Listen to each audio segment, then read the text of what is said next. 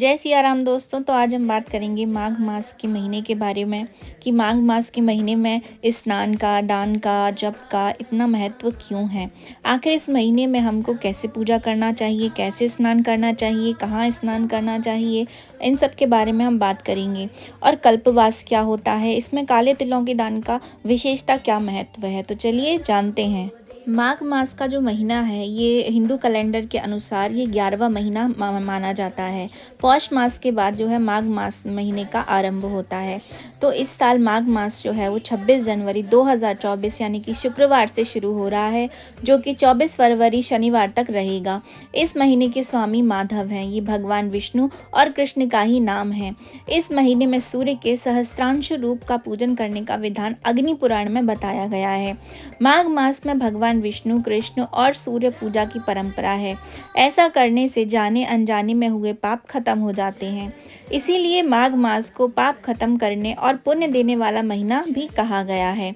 इस पवित्र महीने में स्नान का बहुत महत्व होता है, यानी माघ में पवित्र नदियों के जल से स्नान करना।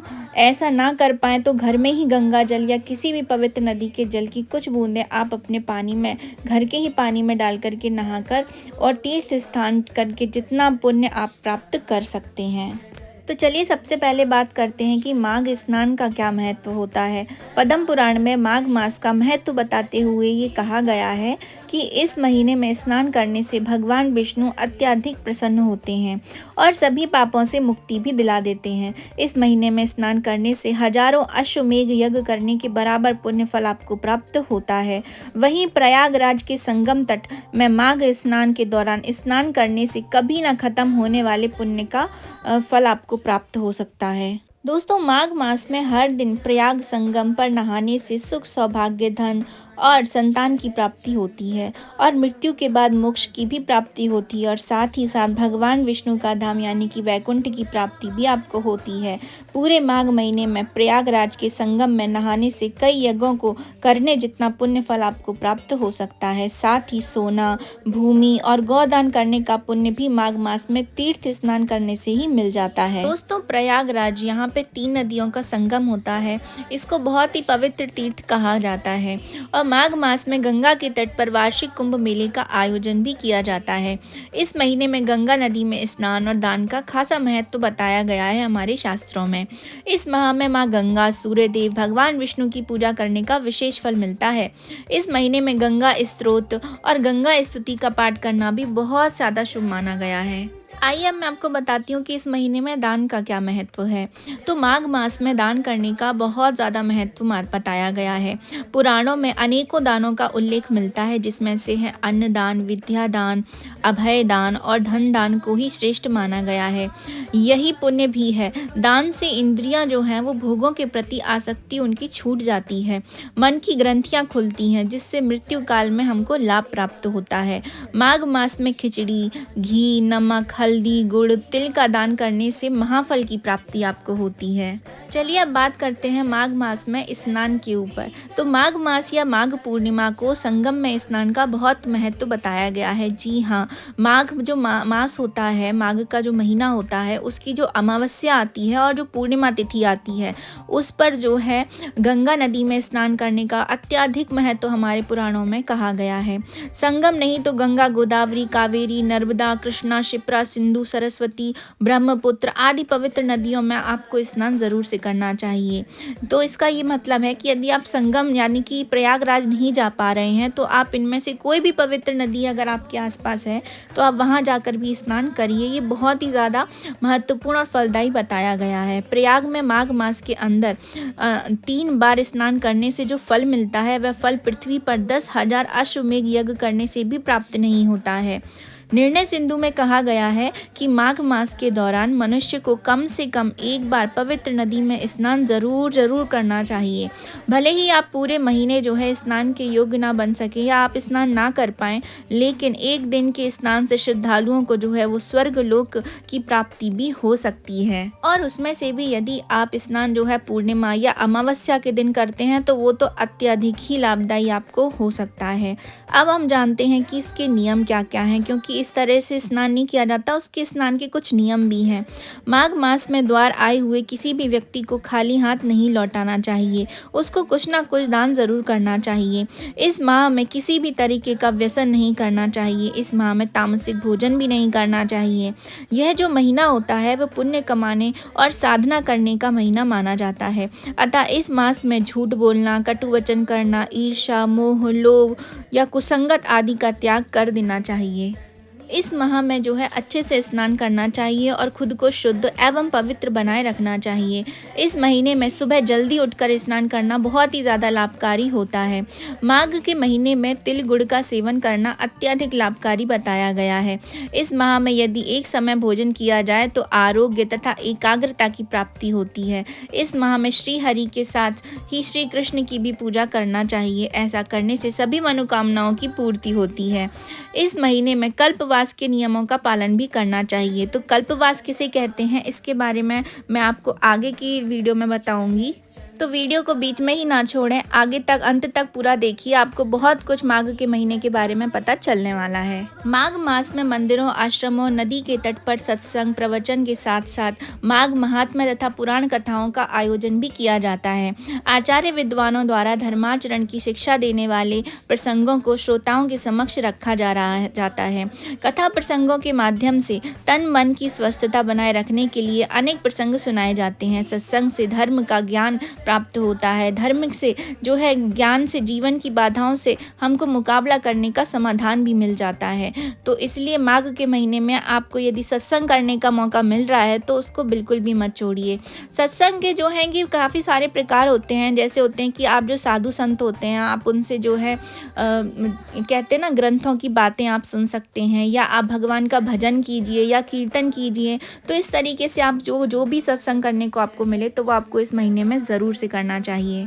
तो अब मैं आपको बताती हूँ कि माघ के महीने में आप बाकी सारा दान तो करते ही हैं, लेकिन तिल दान का विशेष महत्व जो है बताया गया है। तो चलिए जानते हैं।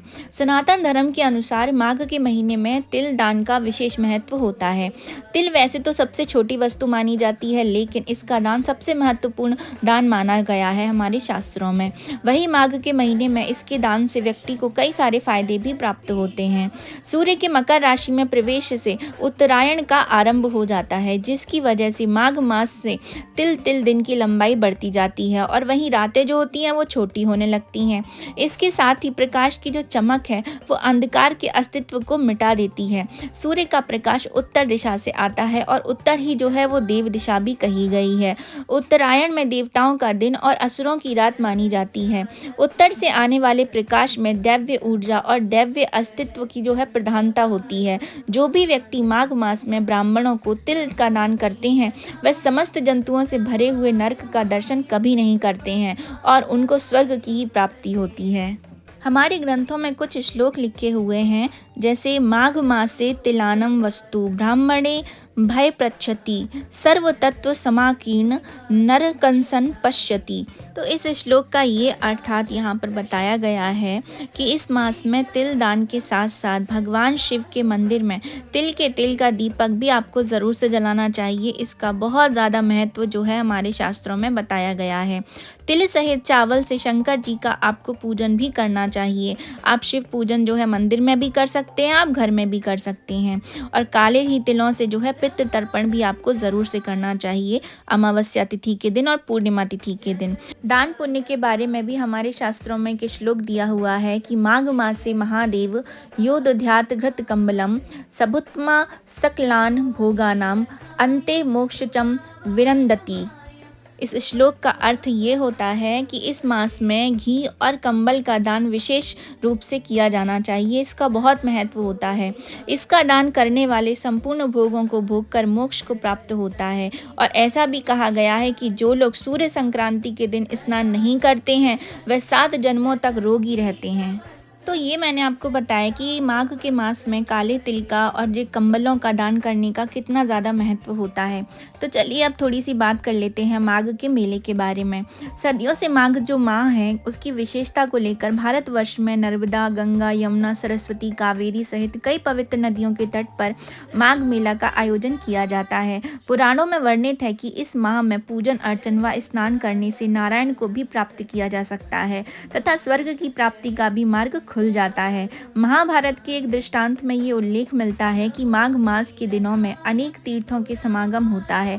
वहीं पद्म पुराण में बताया गया है कि अन्य मास में जप, तप और दान से भगवान विष्णु उतना प्रसन्न नहीं होते हैं जितना कि माघ मास में नदी तथा तीर्थ स्थलों पर स्नान करने से होते हैं। मान्यता यह भी है कि माघ मास की पूर्णिमा को नदी स्नान और दान करने से सूर्य और चंद्रमा युक्त दोषों से भी आपको मुक्ति मिल जाती है। माघ के महीने में कुछ महत्वपूर्ण व्रत भी आते हैं, जैसे षटतिला एकादशी, तिल चतुर्थी, रथ सप्तमी, भीमाष्टमी, मौनी अमावस्या, जया एकादशी, संकष्टी चतुर्थी आदि। इनका पालन भी आपको ज़रूर से करना चाहिए। इस मास में स्नान, दान, उपवास और भगवान माधव की पूजा अत्यंत फलदायी होती है। माघ मास की द्वादशी तिथि को दिन रात उपवास करके भगवान माधव की पूजा आपको ज़रूर से करना चाहिए। इससे उपासक को जो है राजसूय यज्ञ का फल प्राप्त होता है। तो आइए जानते हैं कि इस महीने में हमको और क्या क्या करना चाहिए। माघ के महीने में यदि आप शनि दोषों से मुक्ति पाना चाहते हैं तो आपको काले तिलों का दान जरूर से करना चाहिए। राहु दोष से मुक्ति के लिए गर्म कपड़े या कंबल का दान आपको करना चाहिए। माघ मास में व्यक्ति को ब्रह्मचर्य के नियमों का पालन भी जरूर से करना चाहिए। इस महीने में आलस्य करना, अधिक देर तक सोना और स्नान ना करने से सेहत से जुड़ी समस्याएं भी आपको हो सकती हैं। माघ मास के सभी दिनों में आप तुलसी की पूजा करें और गीता का पाठ करें, आपको ईश्वर की कृपा प्राप्त होगी। माघ महीने में गंगा स्नान करने से पाप मिट जाते हैं और पुण्य फल की भी प्राप्ति होती है। कल्पवास की शुरुआत माता तुलसी और भगवान शालिग्राम के पूजन से होती है। तो चलिए अब मैं आपको बताती हूँ कि कल्पवास क्या होता है। तो कल्पवास का जो है माघ के महीने में बड़ा महत्व होता है। माघ मास में कल्पवास करने का सबसे बड़ा पुण्य बताया गया है हमारे शास्त्रों में। कल्पवास अर्थात कुछ काल के लिए या संपूर्ण माघ महीने के लिए जो है नदी के तट पर ही एक कुटिया बनाकर रहना होता है और साधुओं के साथ व्रत, तप, उपवास, सत्संग आदि करना ही कल्पवास कहलाता है। कल्पवास पौष मास के 11वें दिन से माघ माह के 12वें दिन तक रहता है। कुछ लोग माघ पूर्णिमा तक कल्पवास करते हैं। कल्पवास से शरीर के सभी रोग और मन के सभी शोक समाप्त हो जाते हैं। ब्रह्मा, विष्णु, महादेव, रुद्र, आदित्य तथा मरुदगण माघ मास में प्रयागराज के संगम तट पर ही गमन करते हैं। ऐसी हमारे शास्त्रों में मान्यता बताई गई है। कल्पवास जो है वो साधु संतों के द्वारा किया जाता है, जो गृहस्थ हैं उनके द्वारा भी किया जाता है। तो आइए जानते हैं। कल्पवास हिंदू धर्म में अन्य अनुष्ठानों की तरह ही एक महत्वपूर्ण धार्मिक प्रक्रिया बताई गई है। इसीलिए साधु संत इसके नियम का विधि विधान के अनुसार पालन करते हैं। इस कल्पवास के दौरान ये लोग ध्यान साधना में लीन रहते हैं। इसी के साथ ये अपने शरीर और मन को शुद्ध करते हैं और आत्मा का साक्षात्कार के जो मार्ग पर आगे बढ़ने का प्रयास करते हैं। अब मैं आपको बताती हूँ कि गृहस्थ लोगों का जो कल्पवास होता है वो आप किस तरह से कर सकते हैं। गृहस्थ जीवन जीने वाले भी कल्पवास भी कर सकते हैं। ऐसा जरूरी नहीं है कि सिर्फ साधु संत को ही ये करना है। जो लोग घर परिवार वाले होते हैं उनको गृहस्थ कहा जाता है। धार्मिक मान्यताओं के अनुसार जब ऐसे लोग जिनके ऊपर परिवार की जिम्मेदारियां होती हैं, वो घर संभालते हैं और मतलब ऐसे लोग जिनकी आयु लगभग 50 या 60 वर्ष हो जाती है, मतलब कि अपने बुढ़ापे की एज में, तब ये लोग कल्पवास के दौरान कुछ समय के लिए जीवन का सांसारिक सुख त्याग कर आध्यात्मिक जीवन जीते हैं। ऐसा ये लोग इसलिए करते हैं कि अंत में इन्हें मोक्ष की प्राप्ति हो। इस कामना से गृहस्थ लोग जो है माघ के मास में संगम के तट पर आकर रहने लग जाते हैं। तो ऐसा ज़रूरी नहीं होता है कि साधु संतों को ही जो है कल्पवास करना होता है। अगर आम मनुष्य भी चाहे तो वो भी इसका कल्पवास का पुण्य फल जो है प्राप्त कर सकते हैं। तो आइए जानते हैं कि कल्पवास के दौरान के जो नियम हैं वो क्या क्या होते हैं। धार्मिक मान्यताओं के अनुसार कल्पवास करने से पहले किसी योग्य गुरु से सलाह ज़रूर से लेना चाहिए और उनकी ही अनुमति मिलने के बाद ही आपको कल्पवास का नियम जो है पालन करना चाहिए। कल्पवास के दौरान फलाहार करना चाहिए। इस दौरान किसी भी प्रकार का तामसिक भोजन जैसे कि प्याज, लहसुन, मांस, मदिरा आदि चीज़ों का बिल्कुल भी सेवन आपको नहीं करना चाहिए। जब तक कल्पवास का समय पूरा नहीं हो जाता तब तक कल्पवासी को नियमित रूप से ध्यान साधना करते रहना चाहिए। कल्पवास के दौरान सत्य वचन ही बोलना चाहिए, इंद्रियों पर नियंत्रण रखना चाहिए, प्राणियों के प्रति हमेशा दया की भावना रखना चाहिए, कठोर ब्रह्मचर्य का नियम करें, ब्रह्म मुहूर्त में जागना चाहिए और स्नान करना आदि चीज़ों का पालन ये सब आपको ज़रूर से करना चाहिए। ऐसा कोई ज़रूरी नहीं है कि आपको कल्पवास 1 महीने का ही करना है। आप चाहें तो 1 दिन, 11 दिन, जितने भी दिन आपको मतलब कंफर्ट रहता है उस हिसाब से भी आप जो है कल्पवास कर सकते हैं। माघ के महीने में संगम के तट पर जो लोग कल्पवास करते हैं उनको कई प्रकार के लाभ भी प्राप्त होते हैं। कल्पवास करने से आत्मशुद्धि होती है, मोक्ष की प्राप्ति होती है, सभी पापों का जो है नाश हो जाता है, जीवन सुखमय बन जाता है और व्यक्ति को आत्मज्ञान की प्राप्ति भी हो जाती है और भगवान विष्णु की भी उनको प्राप्ति हो ही जाती है। तो ये थी मेरी छोटी सी जानकारी माघ महीने को लेकर के। आप सबको ये कैसी लगी कमेंट बॉक्स में ज़रूर से बताइएगा। तो अभी मैं आपसे लेती हूँ विदा। तो मिलेंगे नेक्स्ट वीडियो के साथ। तो जय सिया राम।